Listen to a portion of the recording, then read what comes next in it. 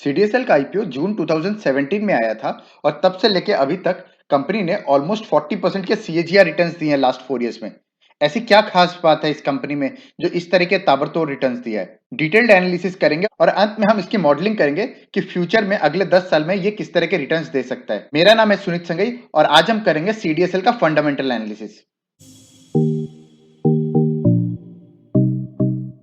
CDSL जो है ये डीमैट के बिजनेस में है, यानी कि जितने भी आपके शेयर्स होते हैं या फिर इस तरह के जितने भी फाइनेंशियल इंस्ट्रूमेंट्स होते हैं, इसको डीमटेरियलाइज्ड फॉर्म में ये इलेक्ट्रॉनिक फॉर्म में स्टोर करता है। डीमैट अकाउंट्स की बात करें तो 2005 में जहां 10 लाख डीमैट अकाउंट्स हुआ करते थे, तो 2021 में 3 करोड़ प्लस डीमैट अकाउंट्स है। तो दिखता है कि कंपनी के कितने अच्छे तरीके से ग्रोथ हुई है। मई 2021 में इन्वेस्टर अकाउंट्स 3.74 करोड़ हो गए हैं। डिपॉजिटरी पार्टिसिपेंट्स यानी जिस तरीके से जितने भी ब्रोकर कंपनीज है, चाहे वो मोतीलाल ओसवाल फाइनेंशियल सर्विस हो, आईसीआई डायरेक्ट हो, जीरोधा हो, अपस्टॉक्स हो, एंजल ब्रोकिंग हो, ये जितने भी होते हैं इनको डिपॉजिटरी पार्टिसिपेंट्स कहा जाता है। और 592 डीपीज जो है इस कंपनी के साथ टाई अप कर रखा है। 3 करोड़ मिलियन रुपीस का इनके पास डीमैट फॉर्म में एसेट रखा हुआ है। तो देख सकते हैं कि कैपिटल मार्केट के अंदर काफी क्रिटिकल पोजीशन होल्ड करती है एक कंपनी। कंपनी की 3 डिवीजन है, एक है सीवीएल, दूसरा है सीसीआरएल और तीसरा है सीआईआरएल। तो पहले हम सीवीएल की बात करें, सीडीएसएल वेंचर लिमिटेड। तो सीडीएसएल वेंचर लिमिटेड की बात करें तो ये केवाईसी रजिस्ट्रेशन एजेंसी है, यानी जितने भी कंपनीज की केवाईसी होती है, चाहे वो यूआईडीएआई हो या फिर इवन स्टॉक्स जब आप बाई करते हो डीमैट फॉर्म में रखने के लिए, उसके पहले केवाईसी वेरिफिकेशन होता है। इस तरह की जितने भी केवाईसी वेरिफिकेशन होती है वो ये सब्सिडरी करती है। अगले हम बात कर रहे हैं सीआईआरएल यानी सीडीएसएल इंश्योरेंस रिपोजिटरी लिमिटेड। तो ये इलेक्ट्रॉनिक फॉर्म में life insurance company, health insurance company, general insurance company, इनके जितने भी इंश्योरेंस पॉलिसीज होती है इसको डीमैट फॉर्म में रखती है और उसके बदले में, उस सर्विस के बदले में ये चार्जेस करती है इन कंपनीज को। और वहीं तीसरा फॉर्म ऑफ बिजनेस इनका जो है वो है सीसीआरएल यानी कमोडिटी रिपोजिटरी लिमिटेड। ये जो है जितने भी फिजिकल रिसीट होती है, जैसे कि जितना भी कमोडिटी होती है उसकी रिसीट या तो फिजिकली आप रख सकते हो या फिर आप इलेक्ट्रॉनिक फॉर्म में रख सकते हो। तो ये जो है इलेक्ट्रॉनिक फॉर्म में रखने में मदद करती है। और इसमें ये जो है जितने भी फार्मर प्रोड्यूसर ऑर्गेनाइजेशंस होती है, यानी कि जितने भी किसान लोग की मेजर कंपनीज होती है जिसको फार्मर प्रोड्यूसर ऑर्गेनाइजेशन होती है, उनके जितने भी रिसीट्स है इसको ई फॉर्म में रखती है। थोड़ा सा हम हिस्ट्री अगर देखें तो 1996 तक जितने भी शेयर्स है वो फिजिकल सर्टिफिकेट की तरह रखा जाता था और उसमें बहुत ज्यादा चोरी होने का या गुम होने का रिस्क रहता था और बहुत ज्यादा फ्रॉड स्कीम्स भी निकली थी। और आने वाले टाइम में जिस तरीके से कंपनीज ग्रो कर रही थी, आईपीओ आ रहे थे, तो ऐसा दिख रहा था इंडिया की ग्रोथ स्टोरी में फिजिकल सर्टिफिकेट जो है वो बहुत ज्यादा रोबस्ट सिस्टम नहीं है और इसीलिए इलेक्ट्रॉनिक फॉर्म में रखने का डिसीजन लिया गया था सेबी की तरफ से। और वहीं सेबी ने 2 कंपनी स्टार्ट करी थी। 1996 में एनएसडीएल स्टार्ट हुई थी जिसका प्रमोटर एनएससी था और वहीं 99 में सीडीएसएल स्टार्ट हुआ था जिसका प्रमोटर था बीएससी। तो आज हम सीडीएसएल की बात करेंगे। तो सीडीएसएल की बात करें तो ये 99 में जब ये स्टार्ट हुआ था तो बीएससी इसका प्रमोटर था। और आज के टाइम पे बात करें तो बीएससी के ने अपना कुछ स्टेक जो है प्राइवेट बैंक्स और कुछ लीडिंग बैंक्स को हैंड ओवर कर दिया है, जो भी काफी पॉपुलर प्रमोटर्स है। तो उनको हम आने वाले स्लाइड में भी देखेंगे। फिनेंशियल सिक्योरिटीज है उसको इलेक्ट्रॉनिक फॉर्म में रखती है और इसका होल्डिंग और ट्रांजैक्शन ये दोनों के वजह से इसको अपने कमीशन मिलते हैं। इसकी अगर हम सिक्योरिटीज की जब बात कर रहे हैं तो जैसा मैंने पिछले स्लाइड में भी कहा, equities, debentures, bonds, ETFs, mutual fund की जो यूनिट्स हम खरीदते हैं वो भी हम इस फॉर्म में रख सकते हैं। इसके अलावा सीडीज है, कमर्शियल पेपर है, units of alternate investment funds है या फिर गवर्नमेंट सिक्योरिटीज है, टी बिल्स है, ये जितने भी तरह की फाइनेंशियल सिक्योरिटीज होती है ये सारे ई फॉर्म में रखती है। और यहीं अगर हम देखें तो हमारे एवरी मंथ जो जो भी हमारे म्यूचुअल फंड की होल्डिंग्स होती है, चाहे वो आप अलग अलग म्यूचुअल फंड कंपनी से खरीदो या फिर कैम्स या करवी से खरीदो, ये जितने भी होल्डिंग्स होती है इसका एक कंसोलिडेटेड अकाउंट स्टेटमेंट आता है। वो बेसिकली सीडीएसएल के थ्रू ही आता है या फिर एनएसडीएल के थ्रू भी आता है, बट प्राइमरली हम सीडीएसएल से देखते हैं। एवरी मंथ हमें एक कंसोलिडेटेड अकाउंट स्टेटमेंट मिलता है। विजन बहुत इंपॉर्टेंट होता है क्योंकि जो भी कंपनी का विजन होता है ये लॉन्ग टर्म में उस विजन के रिलेटेड जो भी चीजें होती हैं वही कंपनी टारगेट करती है। और वहीं अगर हम देखें कंपनी का विजन जो है डीमटेरियलाइजेशन और डिजिटाइजेशन ऑफ ऑल की एसेट से यहाँ पे इन लोगों का मतलब है फाइनेंशियल एसेट। तो जितने भी फाइनेंशियल एसेट हो सकते हैं उसका जितने भी तरीके से डिजिटाइजेशन हो सकता है या डीमटेरियलाइजेशन हो सकता है वो करना चाहती है। और इसमें सबसे इंपॉर्टेंट चीज जो आज के टाइम पे है वो है सेफ्टी, सिक्योरिटी और कन्वीनियंस। ये तीनों चीजों को कंपनी जो है टारगेट करती है और यही इनका विजन है। और इसमें आप देखोगे तो इस विजन में लगातार ये जितने भी तरह की चीजें हो सकती हैं वो इलेक्ट्रॉनिक फॉर्म में लाने की कोशिश कर रही है। और वहीं जैसा मैंने कहा, दो तरह की चीजें होती है, एक होता है डिपॉजिटरी। डिपॉजिटरी यानी जो डीमैट फॉर्म में आपके सिक्योरिटीज को होल्ड करता है, जैसे कि एनएसडीएल है और सीडीएसएल है इंडिया में। इसके अलावा और कोई भी डिपॉजिटरी इंडिया में नहीं है। और वहीं डिपॉजिटरी पार्टिसिपेंट की बात करें तो हम जैसे रिटेल इन्वेस्टर्स के लिए जितने भी डिपॉजिटरी है जिसमें आप अपने डीमैट फॉर्म में रखोगे, वहां पे ये डिपॉजिटरी पार्टिसिपेंट्स जो है आपके लिए आपके ब्याह में डीमैट फॉर्म में रखने के लिए रिक्वेस्ट प्लेस करता है। और ये डिपॉजिटरी पार्टिसिपेंट्स और कोई नहीं, ये बेसिकली एजेंट्स होते हैं, जैसे कि सीरोधा है, अपस्टॉक्स है। तो जैसे ही आप ऑर्डर प्लेस करते हो, मान लो आप डिलीवरी लेते हो शेयर की, तो डिलीवरीज लेने के बाद आपके अकाउंट में वो ट्रांसफर होता है T+2 डे पे, राइट। वो अकाउंट में जब ट्रांसफर होता है तो ये अकाउंट आपका डीमैट अकाउंट ही होता है जो सीडीएसएल या एनएसडीएल के पास होता है। और उस अकाउंट में ये जो शेयर है वो डिपॉजिट होते हैं। तो ये जो रिक्वेस्ट प्लेस करने का काम है, ये ऐसे डिपॉजिटरी पार्टिसिपेंट्स करते हैं। और डिपॉजिटरी जो है ये मेक श्योर करता है कि जो भी आपने शेयर बाय किए वो सिक्योर तरीके से आपके अकाउंट में स्टोर्ड है। तो इसलिए हमें इंपॉर्टेंट ये हो जाता है कि जब भी आप कंपनी के शेयर्स डिलीवरी लेते हो, न कि इंट्राडे, वहां पे इस कंपनी को रेवेन्यू जनरेट होती है। अगर आप मान लो इंट्राडे करते हो तो इंट्राडे में कभी शेयर्स जो है वो कभी आपके अकाउंट में आते नहीं है, इसलिए उसमें कंपनी को कोई खास प्रॉफिट होता नहीं है। तो सीडीएसएल की जब हम बात कर रहे हैं तो वो डिलीवरी यानी मोर देन T+2 डेज के लिए जब भी आप शेयर्स बाई करते हो तो वहां पे कंपनी का प्रॉफिट आता है और कंपनी का काम जो है वहीं पे होता है।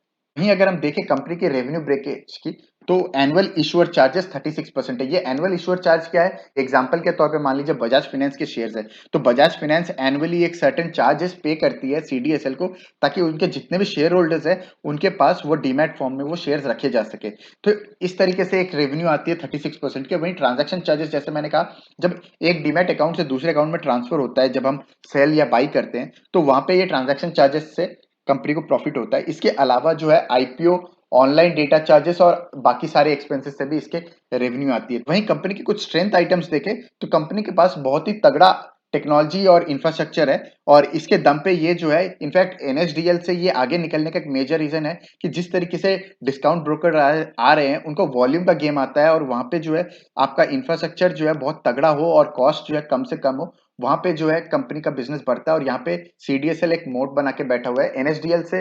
अगर आपको मैं आने वाले स्लाइड में भी दिखाऊंगा तो लगातार ये 1996 में जबकि एनएसडीएल स्टार्ट हुआ 3 साल पहले, उसके बावजूद सीडीएसएल का बिजनेस और ज्यादा अच्छे तरीके से ग्रो हुआ है because of this IT system. और वहीं अगर हम देखें तो कंपनी जो है इकोनॉमीज ऑफ स्केल पे खेल रही है, यानी कि जितना ज्यादा ओवरऑल वॉल्यूम आएगा उससे कंपनी ज्यादा प्रॉफिट बनाना चाह रही है। कंपनी के पास सीनियर मैनेजमेंट जो है एवरेज वर्क एक्सपीरियंस 25 साल के ऊपर है, यानी मार्केट में बहुत ही अच्छा एक्सपीरियंस है ओवरऑल सीनियर मैनेजमेंट का, और उनको आता है बिजनेस को किस तरीके से हैंडल करना है। डिपॉजिटरी में दो ही कंपनीज है इंडिया में, एक है सीडीएसएल और एक एनएसडीएल, यानी ये डुओपोली, या तो बिजनेस सीडीएसएल करेगा या एनएसडीएल। और वहीं अगर हम देखें तो हालांकि एनएसडीएल पहले स्टार्ट हुआ था, लेकिन 2013-14 में जहां पे बहुत ज्यादा गैप नहीं हुआ करता था एनएसडीएल और सीडीएसएल के बीच में, वहीं 2019-20 की बात करें तो जहां 10 लाख अकाउंट्स क्रिएट किए थे एनएसडीएल ने, वहीं ऑलमोस्ट 40 लाख अकाउंट क्रिएट किए थे सीडीएसएल ने। तो आप देख सकते हो गैप काफी अच्छे तरीके से ग्रो हो रहा है विद टाइम। और यही जो डिफरेंस है, ये डिफरेंस बताता है कि सीडीएसएल जो है अपना मोड बना के रखा हुआ है और ये वॉल्यूम के दम पे गेम खेल रहा है, इकोनॉमिक्स ऑफ स्केल। और ये जो इकोनॉमिक्स ऑफ स्केल है, ये आने वाले टाइम में इसको और ज्यादा स्ट्रांग बना देगा। और ये इसका मेजर रीजन ये है कि एक तो सीडीएसएल के पास बेटर इंफ्रास्ट्रक्चर है, और दूसरा है कि इनके जो चार्जेस है वो ऑलमोस्ट 30% लेस है कंपेयर टू एनएसडीएल। और ये जो कॉस्ट 30% लेस है, ये डिस्काउंट ब्रोकर्स को बहुत ज्यादा अपील करता है। और इसी के वजह से जो है डिस्काउंट ब्रोकर्स जो है बहुत ज्यादा सीडीएसएल के पास जाते हैं। और इसके अलावा अगर हम देखें मार्केट शेयर की करेंटली बात करें तो 59% मार्केट शेयर सीडीएसएल के पास है आज के टाइम पे, और एनएसडीएल की बात करें तो मात्र 41% का मार्केट शेयर है। और वहीं अगर प्रमोटर्स की बात करें तो जैसा मैंने पहले कहा, सबसे मेजर प्रमोटर होल्डर बीएससी है, जो इनिशियली मेन प्रमोटर था। और आज के टाइम पे बात करें तो इसने अपना कुछ stake HDFC bank, standard chartered bank और कैनरा बैंक, इसके अलावा एलआईसी भी है। ये चार कंपनीज को भी इसने स्टेक्स जो है सेल किए हैं। तो ये कंपनीज भी अपने आप में काफी रिनाउंड है, और इससे आपको एक ट्रस्ट आता है कि HDFC bank, standard chartered bank जैसे कंपनीज अगर प्रमोटर्स में है तो किस तरीके की क्वालिटी ऑफ कंपनी है। और वहीं शेयर होल्डिंग पैटर्न की बात करें तो शेयर होल्डिंग पैटर्न में मोटा मोटा जो है स्ट्रॉन्ग हैंड्स में है। इसके अलावा अगर हम देखें 25%, 3% और 8%, लगभग लगभग 36% का स्टेक जो है पब्लिक हैंड्स में है। और इसके अलावा 64% जो है वो promoters, mutual funds, alternate investment funds, FPI banks, insurance company और फॉरेन बैंक्स के पास है। तो ये जो है ये बताता है कि कंपनी जो है काफ़ी स्ट्रॉन्ग हैंड्स में है। तो अगला स्लाइड हम देखते हैं कि आखिर क्या ट्रिगर हो सकते हैं इस कंपनी के ग्रोथ के फ्यूचर में। तो इसका मेजर रीज़न है एक तो फाइनेंशियल पेनिट्रेशन, जिस तरीके से लोगों के बीच में अवेयरनेस आ रही है, अब लोग जो है with time PPF, LIC, FD इस तरह की चीज़ों में पैसे नहीं डाल के रेदर इंडियन इक्विटी मार्केट में इन्वेस्ट कर रहे हैं, चाहे वो डायरेक्ट शेयर्स खरीदे या फिर इवन म्यूचुअल फंड्स खरीदे। तो इससे बेसिकली जो है सीडीएसएल को बहुत अच्छा बेनिफिट हो रहा है। इसके अलावा सेकंड रीज़न है कि मिडिल क्लास की राइज़ हो रही है। जैसे-जैसे मिडिल क्लास की पॉपुलेशन इंक्रीज़ होती है, तो उससे पर कैपिटा इनकम भी इंक्रीज़ होती है और सेविंग्स भी इंक्रीज़ होती है। और जब आपकी सेविंग्स इंक्रीज़ होती है, तो आपको उसको रीइन्वेस्ट करना होता है। इधर आप लो रिस्क इंस्ट्रूमेंट्स में डालोगे लाइक एफडी, पीपीएफ इस तरह के इंस्ट्रूमेंट्स में। बट जैसे कि अवेयरनेस हो रही है, फाइनेंशियल अवेयरनेस बढ़ रही है due to different platform, social media, तो इस तरीके से ये जो है ये बेसिकली ग्रोथ लाने की चांसेस को बढ़ा देता है। और वहीं अगर हम बात करें तो इंडिया की ग्रोथ स्टोरी इंटैक्ट है। आने वाले 15 से 20 साल में इंडिया की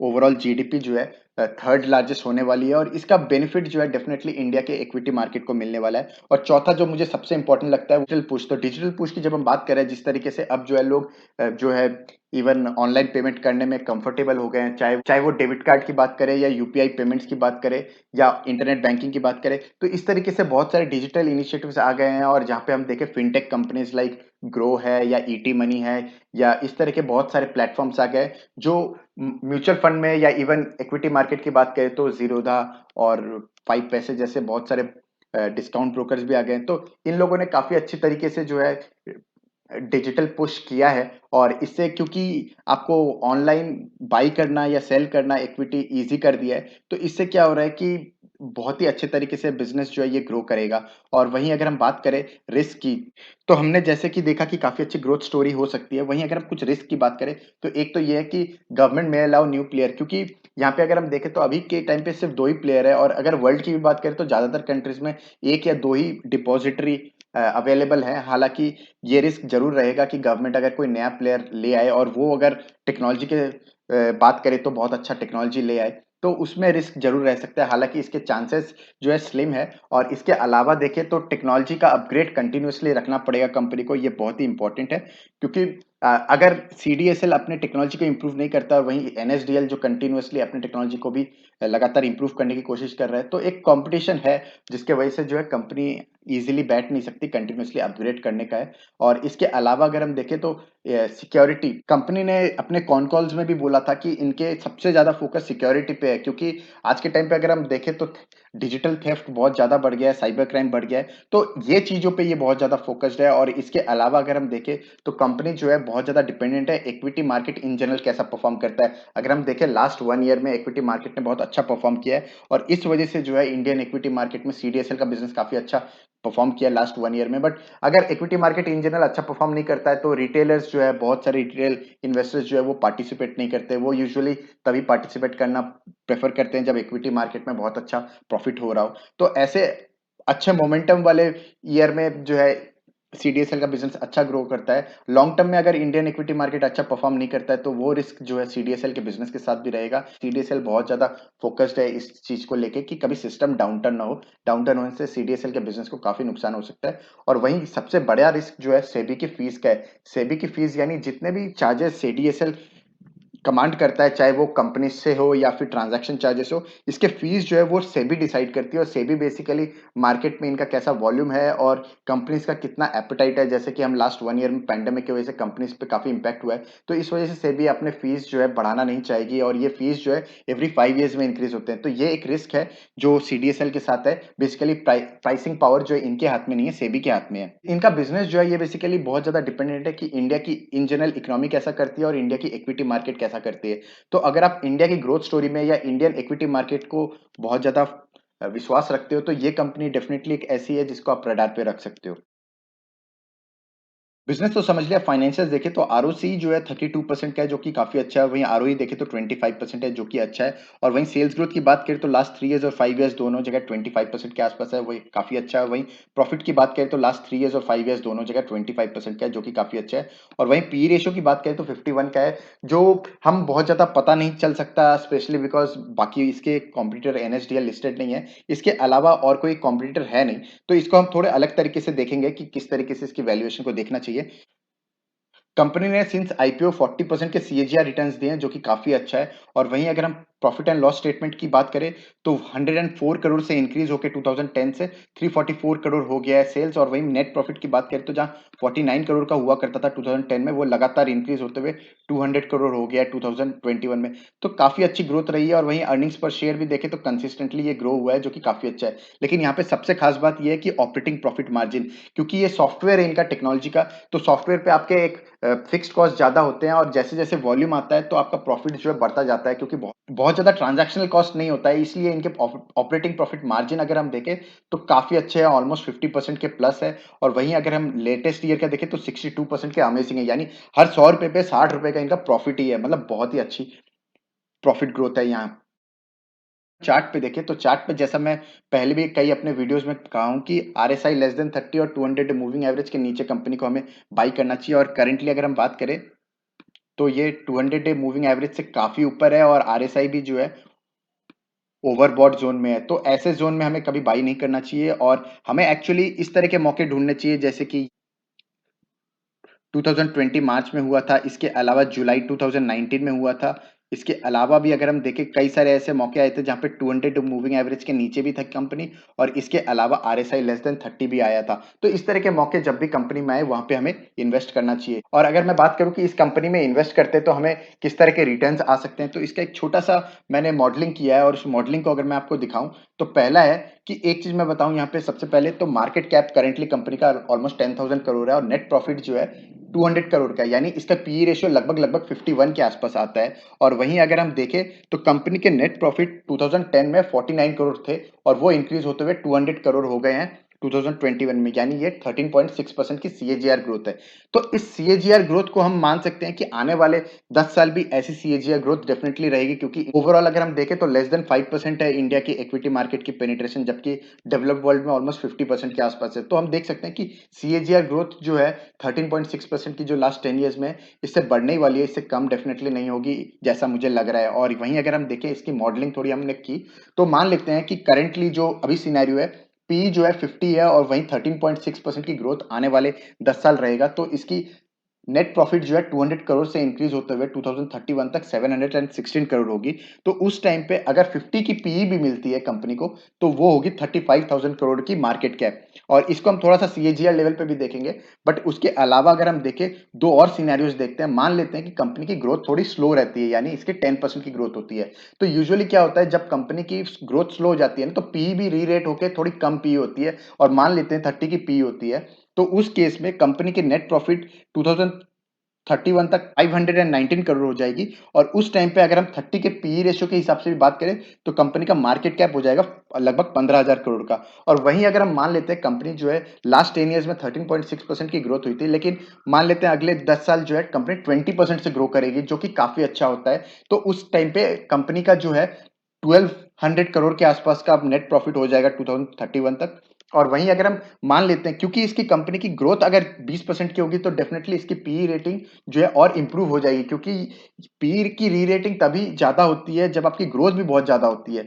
तो ग्रोथ अगर ज्यादा होगी तो पीई रेशियो भी जो है 50 की जगह 70 री रेट हो जाता है। तो उस टाइम पे मार्केट कैप हम बोल सकते हैं 86,000 करोड़ का हो जाएगा। और इसी को अगर हम सीएजीआर लेवल पे देखें किस तरह के रिटर्न आ सकते हैं, तो हम देख सकते हैं कि सीएजीआर रिटर्न जो है अगर आज के टाइम पे लास्ट 10 ईयर जैसा कंपनी ने परफॉर्म किया वैसा परफॉर्म किया तो 13.4% के सीएजीआर रिटर्न्स हम एक्सपेक्ट कर सकते हैं आज के टाइम पे। और वही अगर हम लो ग्रोथ की बात करें, यानी कि इसकी ग्रोथ 10% के आसपास रही, तो कंपनी के सीएजीआर रिटर्न्स 4.3% हो सकते हैं, जो कि बहुत ही वर्स्ट केस सिनेरियो में मानता हूं। और वहीं हाई ग्रोथ की पोटेंशियल जो बहुत ज्यादा चांस है, तो कंपनी जो है 23.8% के रिटर्न दे सकती है अगले 10 साल में। तो ओवरऑल अगर आप प्रैक्टिकल लेवल पे देखो तो 13.4% से 23.8% इस रेंज में आप रिटर्न्स एक्सपेक्ट कर सकते हो अगर आज भी अगर आप इन्वेस्ट करते हो, जो कि मैं कहूंगा कि बहुत ही हाई वैल्यूएशन वाली सिचुएशन है। यहाँ पे भी अगर आप इन्वेस्ट करते हो तो इस तरह के रिटर्न्स आ सकते हैं। और वहीं अगर आप RSI less than 30 200 moving average के नीचे अगर बाई करते हो या ऑन डिप्स बाई करते हो तो आपके रिटर्न्स और इंप्रूव हो सकते हैं, लगभग 3 से 4% के बेटर रिटर्न्स आ सकते हैं। तो जब भी अच्छी क्वालिटी की कंपनीज 200 डे मूविंग एवरेज और आरएसआई लेस देन 30 आती है तो हम अपने टेलीग्राम चैनल पे अपने इन्वेस्टर्स के लिए पोस्ट करते हैं। तो अगर आपको यूज़फुल लगे तो हमारा टेलीग्राम चैनल रेनबिस इन्वेस्टमेंट को डेफिनिटली सर्च करके जॉइन कर सकते हैं। तो आज का एनालिसिस आपको कैसा लगा कमेंट सेक्शन में ज़रूर बताइएगा और अगली कौन-सी कंपनी मुझे पिक करनी है स्टॉक एनालिसिस के लिए, वो कमेंट सेक्शन में बताइएगा तो उस हिसाब से मैं कंपनी पिक करूँगा। तो यहाँ पे मैं एक डिस्क्लेमर दे दूं तो ये कोई बाई और सेल की रिकमेंडेशन नहीं है। ये बेसिकली लर्निंग पर्पज से वीडियो बनाई गई है ताकि आप ये सीख सको कि एनालिसिस किस तरीके से करना चाहिए और किस तरीके से हमें अपने इन्वेस्टमेंट्स को देखना चाहिए। और अगर आपको यूजफुल लगे तो हमारा टेलीग्राम चैनल है रेनबिस इन्वेस्टमेंट जिसको आप सर्च करके ज्वाइन कर सकते हो। That's all for today. Thank you.